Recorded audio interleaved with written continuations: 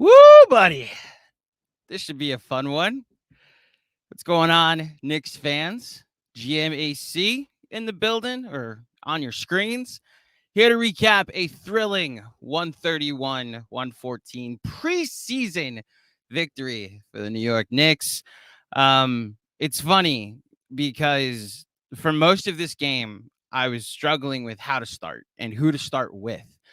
And I got to a point with I got to a point in the first half where it was like, all right, so this is probably gonna be a commentary on how deep this team is. Like, you score 46 points in a quarter, and you're getting contributions from the starting five spread across the board, and then the bench coming in looking like they're a cohesive unit, even though they were kind of a man down. Like, Tibbs experimented with that three kind of point guard shooting guard lineup with Rose, McBride, and Quickly, and yet it was still working. And I thought we'd start with that. And then sometimes a hero emerges, and that hero tonight is Obi Toppin. A lot of the consternation this offseason, at least from my end, with Julius Randle, part of it was that last season was really bad, and part of it was that I just didn't see how he could fully regress to any kind of mean that would be beneficial to this team because he needed the ball. And like, to his credit, through 2 games, at least a game and a half, there is an improvement, at least that I see. That third quarter concerned me, but like the first half, he wasn't forcing anything. He was missing wide open threes and like spot up threes, but he wasn't like the focal point of the offense. And I wonder if they were trying some stuff in the third quarter, like, let's run the ball through Randle and run the offense through Randle and see just like what this looks like. And, you know, his shooting splits aren't going to look great as a result, but like overall, it was like he was fine tonight. And then I was reminded why I was in the camp that the Knicks need to trade this guy and it should be a priority. It's because they have, in my opinion, a budding potential star. I'm not even saying in the star of like could make an all-star team. I did have an overreaction moment. I looked up his 6th man of the year odds. They're plus 6,000. I looked up his most improved player odds. They're plus 12.5 thousand.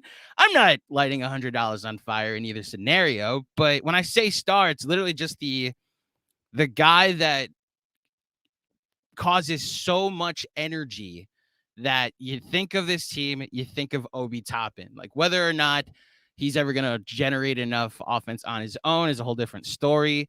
But that breakaway dunk through the legs was like the first of his dunks that was impressive tonight. And then you add in a full shooting line tonight of 24 points, 10 of 14 from the field on 4 of 7 from 3. And look, he got the 20 minutes that we're all asking for. Man, what I love to see what 36 minutes and out of Obi Toppin look like. I know there's going to be ups and downs. I know he still has a lot to work on defense. He's much better than the rookie that we saw 2 years ago. Thank you, Tom Thibodeau. But I also would love to see like 35 minutes of Obi Toppin, or at least 24 minutes of Obi Toppin, Tom Thibodeau. So just a fun night for Obi, and it's good to see that he's picking up where he left off from last season. As far as the rest of the game, there's really not much to the Pacers are going to be in the Wembanyama sweepstakes, I think, at least. Good night from RJ Barrett, 18 points on 15 shots, which, I mean, he missed his last couple of shots, so that line could have been better. But I like that he's taking advantage of the corner threes again, or at least the pick and pops that he took advantage of 2 seasons ago. Like that, I'll take a 4 from 7 from 3 night from RJ Barrett anytime. 18 points plus 15 in the box score. Jalen Brunson, man. So I was texting John, who is on vacation, by the way. Shout out to John Macri, who is on a much deserved vacation at the moment. And we were texting because, of course, on his vacation, he's watching the Knicks. And I said, like, because he also is in the camp of Jalen Brunson's going to make the All-Star team this year. And I was saying to him, like, what they had the last 2 years of point guard is probably why things were so tension filled in the fan base, at least. Like there was always a lineup that we were so terrified when they came back in, and it's because of who was running the offense. Year one, it was Elfrid Payton slash making every long two ever Julius Randle, and Randle made all the twos, and like we enjoyed when he did, but we were all frustrated with Elfrid Payton and loved when Derrick Rose had those last 6 weeks of the season, and we were able to enjoy it for a while. And then last season, I don't need to tell you what happened with Kemba or point guard Alec Burks, but there was always a frustration when your starting point guard came back into the game. And this season, I don't think we're going to have that once. Our best player is our starting point guard. Here's a hot take. Jalen Brunson, he's good. Like really good. Dallas, you probably should have kept him. Good Lord. Like a quiet night, 4 of 12. Like not a good shooting night. Not a good like overall. He was 0 for 1 from 3, and yet 99 at the free throw line and ends up with 17 points on 12 shots. Like we haven't seen that from our starting point guard in a long time. Maybe since the guy that was now a friend of the pod and was on the show today, Mr. Jeremy Lin. And look, I just want to like highlight Randle again. That first half, I was like, I didn't like that he was like 1 of 5 from 3, but he wasn't forcing anything. And like 15, 7, and 4, when you ignore the efficiency of 1 of 7 from 3, is like you'll take it from who ends up being your 4th best player tonight. Yeah, I do wonder. I know it's wishful thinking that the Obi Randle minutes distribution is going to be 22 to 21, and they're going to be that close throughout the year. But look, if Obi Toppin plays like this during the regular season, you're going to have to play him because he's going to help you win games. And I'll take it if Randle is playing within himself and not forcing stuff. That's the thing. It's why I'm kind of high on the Knicks this year. If you saw our episode with me, John, and Jeremy on Monday, there's a reason for a lot of optimism. I know this offseason seemed to feel like a downer in some places, but the basketball makes sense. They have 2 very good units in the starting 5 and the bench 5, and you can go even deeper if Deuce wants to come in. Cam, I know.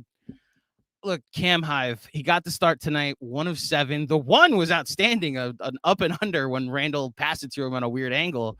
But I really hope it happens for you. I think the Wembanyama sweepstakes may come a calling, and a team will just want to give Cam 36, 40 minutes a night so he can like get high usage, what he wants to play. I don't see a world where Cam is playing a lot of minutes on this team when Grimes and Fournier are healthy. But look, it obviously didn't cost the team tonight. He also, I think, would have fit really well in that second unit. That I also think is why why Tibbs went to Deuce at the 3 instead of like starting quickly. He wanted to see what that lineup looked like, which you'll take. It's preseason. You're working stuff out. And last but not least, Emmanuel Quickley, who I did want to get the start tonight, but I didn't expect him to get the start tonight. Six career starts for Emmanuel Quickley. I've given up on it. But 17 points off the bench, 17, 3 and 3. In that late third quarter when the Pacers were actually making this like a single digit game before the Knicks ran away with it in the late third and the early fourth. Quickly hit a big 3, and Tom Piccolo over at John Boy for Talking Knicks has a thing he calls the Quickly, and it's when he hits a 3 that forces the opposing coach to hit a timeout. And I was ready because he hit 2 in a row, and that was like, oh, the Quickly's about to happen. And look, when he's hitting shots, he's a danger. He's my pick for 6th man of the year. At least he's going to finish top 3, I think I said, for 6th man of the year this year. Although Obi might have something to say about that. The vibes are immaculate right now here with the Knicks. 2 good wins, 2 convincing wins against teams that you should be better than this season. Yeah, the good night all around for the Knickerbockers. Shout out to Justin, Mr. JP, who is working the controls, is going to post all the super chats. Let's get into them. I'm sure this is going to be a fun night talking about a New York team that wears orange and blue and showed up for their game tonight. First up, Matt, Aussie Knicks fan. Obi is him. That's right. Obi Toppin is him. He is him indeed. Dan Hidalgo, you're up next. Thank you for the contribution. This team is going to overachieve. Bona fide pros. Yeah, it's funny. I have like a gambling group chat, and they asked me the over for the Knicks, why I'm so confident, and it only got solidified more by watching that alien from France this week, and how a lot of people like here's my drinking game. Zach Lowe and Bill Simmons talked today, like the best prospect they've seen since LeBron, maybe better than LeBron. He like biologically doesn't make sense to me. It's like someone took Kevin Durant in 2K, and like, you know how you can adjust with a creative player, like turn their height all the way up. That's Wembanyama. Like, he has Durant's game, but also Rudy Gobert's blocking skills. And I'm not surprised if we're going to see a lot of teams decide, even if it's not before the season, with about 40 games left, to turn into the Portland Trailblazers. It's like, all right, we will win 5 games the rest of the year. And the Knicks will not choose to do that. So I almost wonder if they'll be able to take advantage of these teams that do that, because they're actually going to try and win every game. But bona fide, I'll take it, Dan. This team is going to overachieve, and I'll take a team that overachieves. Next up, Blood of the Panther. I knew you was coming. Hashtag Obi Avengers. Hashtag free Obi. Get them all out tonight, guys. It's an Obi Toppin hive celebration tonight.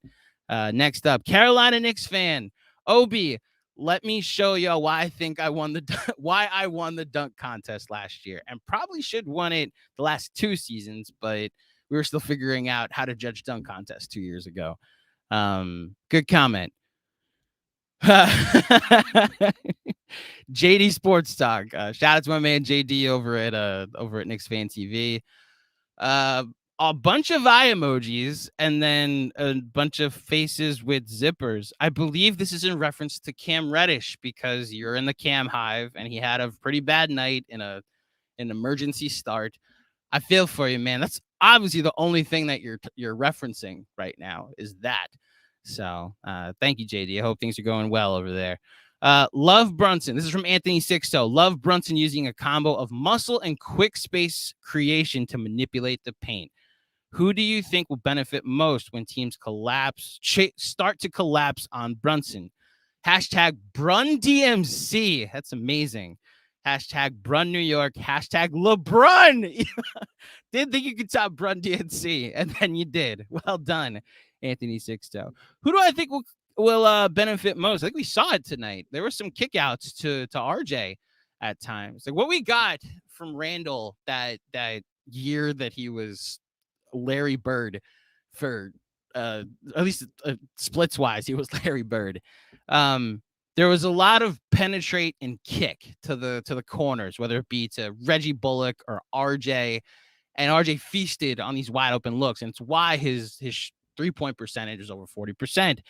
And now that like Jalen Brunson can be that guy that penetrates and kicks and makes a defense collapse, you're going to see RJ get a lot of wide open looks this season, whether it's in the corner or on the wings, like you saw it tonight. And man, if Randall can take advantage of it, Fournier, see, look, I'm in favor of Grimes starting over Fournier, but for Fournier to be another guy in the starting 5 that like can benefit from it, and it's the same guy that hit more threes than anybody in the NBA after January 1st, like the Knicks will benefit more than that because Fournier is on the court. And what I was saying about Randall, man, these 1-for-7 3-point nights are frustrating because like 5 of those threes were wide open. At least 3 were. Not that much, because that was my thoughts. Like, these are open looks. You want him to take it, but man, if he turns into a 34% 3-point shooter, this team's going to be so much better than we expected them to be. But good comment. Brunson being the focal point and being like worthy of being the focal point will be an advantage for them to at least take it. Something for them to take advantage of this season. Good comment, Anthony. Hush Zoo sucks for Randall. Even if he has a neutral night, people will be screaming for Obi. I didn't help that at all. I opened the show with this. It's prevalent. This front office has to do something about this. Great Jeremy Lin interview. Enjoyed it a lot. Trade Randall. Sucks for Randall, trade Randall. That's the sandwich that you just created.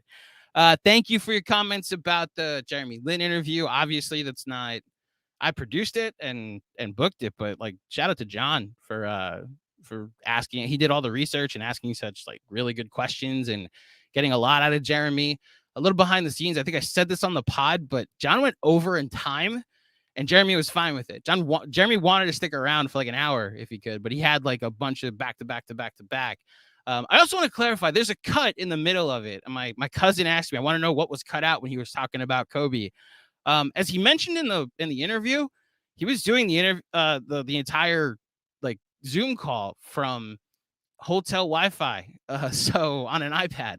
So his connection, like he just completely froze on the screen, and I jumped in and like said, let's reset, and that's what the code. It's also why his framing changes in that moment. But a surreal moment. Shout out to our new friends over at HBO for making that happen and for helping us get that. I did an interview with the director of the short film that comes out on Tuesday, Frank Chi. The film 38 at the Garden. So you're going to hear from him on Tuesday morning here on this podcast feed and on this YouTube channel. So yeah, I think you're all going to enjoy the doc. I think you're going to enjoy the film, and I hope you enjoy this trip down memory lane. It matches the good vibes currently with the franchise, and I'm right there with you. Trade Randall. I really do wonder if this team is playing well, and Obi's a big reason why if they decide to pull the trigger. I just don't know. I know who the team is. Charlotte's, if they're smart, they'll try to get into the Wembanyama sweepstakes. So I don't know why they're trading for a guy with 4 years left on his deal, or at least 3+ now. It's no longer 4 years. Good comment, Hush Zoo. Kevin Danishevsky. I am sad, Andrew. Are you also in the Cam Hive? No, Kevin, what on earth could you be sad about? But I have hope in this NYK team. I also have hope in this NYK team. I don't have championship hope. I have home play-in game hope for this Knicks team. I am sad too, Kevin. I don't know why though. I stopped watching baseball years ago, so it definitely isn't about baseball. Anyway, Brian Benjamin, curious to see Obi and Jalen together. Yeah, we didn't get that tonight, did we? And I really only think the time we get that, unless, look, Tibbs, you want to get nuts? Let's get nuts. Experiment in the preseason. Let Randall get a rest night and see what this looks like with Obi and Jalen together. I don't think we're going to get it.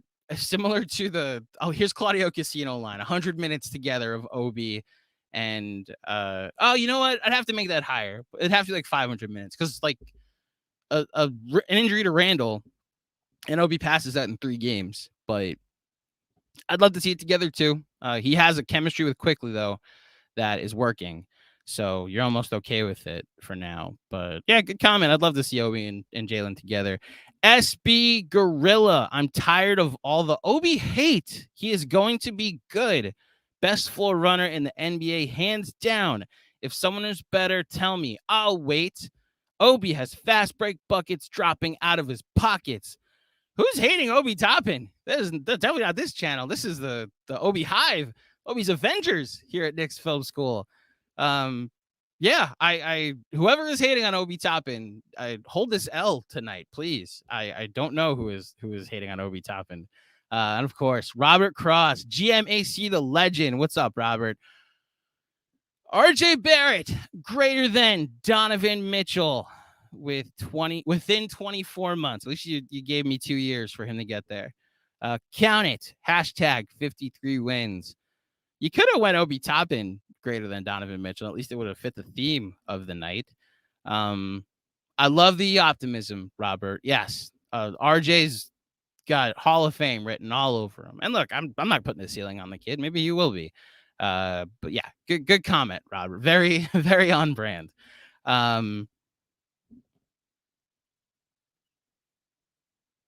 That's it. Okay. Wow. Very quick post game tonight, guys. I love it. Hope you all had a good night.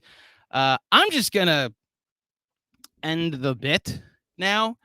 And yeah, I'm pretty sad Mets fan at the moment. I have been watching the game on the second screen tonight, and fucking hate that they're even playing right now because, man, they choked this division away in September. I don't think they collapsed. I don't think you tip your cap when a World Series champ catches you in the standings.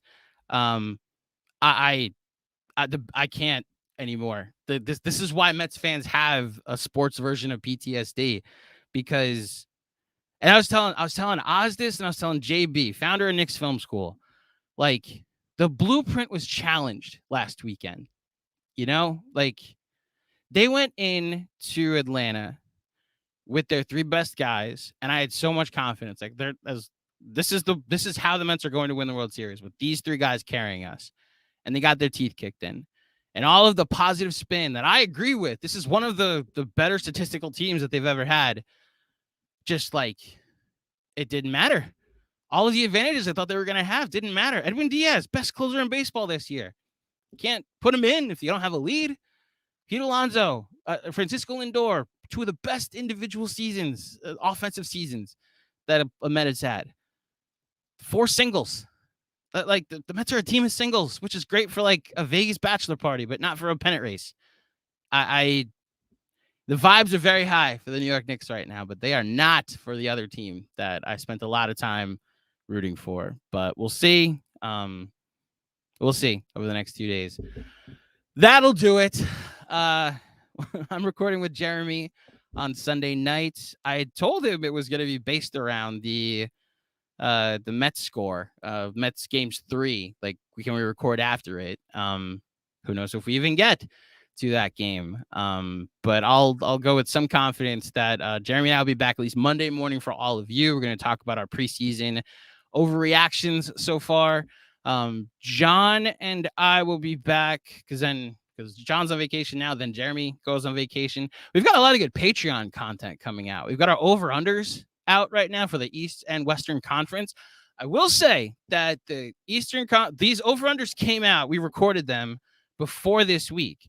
So they were done before we got to see what Victor Wembanyama looked like and potentially what the unders should be, because teams might start shamelessly tanking at a certain point. And then we also, I don't know if it'll matter to over-unders, but I took the Warriors over, and after what's going on at that camp right now, I have no idea if the shot heard around the world in the NBA matters to their over-under win projection. But go check that out if you'd like to. Go ahead, Justin. I see it. There's one more super chat comment. Robert Cross, GMAC, you got to believe. Robert, I love you. This is not directed at you. You got to believe being the Mets slogan is the most misappropriated slogan for a franchise that's ever existed. Every season but 2 in their franchise history has ended in disappointment. The 2 are in 1986, when it's more about the forces at work with the Red Sox than it was anything that the Mets did, and in 1969, which is known by many as a miracle. So I got to believe in a miracle that happens once every 60 years. I'll pass. So what I got to believe in is that this owner that came here to change everything is going to have a $400 million payroll next year. That's what you got to believe in. Having said that, maybe the Claudio Jinx works magic and the Mets are about to win 13 straight, but I don't count on it. Anyway, Patreon content. We've got it ready for you. We've got a Discord now for those of you that want to join us on Discord. We have like a bunch of side channels in there where we talk about other sports and talk about movies and talk about our favorite Knicks ever. It's available for all Ewing, Mello, and Monroe tier patrons. John and I are doing our predictions this week on Patreon. We're also doing a wins draft like we did last year with Chris and Benji. And a lot of good content over at Patreon, which the link to that is in the description below. That'll do it for this episode of the post-game live stream. Thank you to the New York Knicks for being a fun team to watch play their sport tonight. Have a great week. Oh, one last thing I got to plug. If you're on Twitter and enjoy Twitter Spaces, KFS Study Hall with Mr. Sean with a W, Mr. Chris Persianen tomorrow, I believe at 10, either 10 or 11 a.m. Set your alerts for KFS's Twitter account so whenever we go live on Spaces, and you'll be notified when they go live tomorrow morning. Going to be a lot to celebrate and talk about. So if you want to join as part of the show, you can. If you want to listen to the post game, it'll be listen to the Spaces. It will be available on the KFS pod feed the next day. And until next time, thank you for watching, everybody, and have a good weekend. Stay safe, and we'll speak with you soon. Deuces.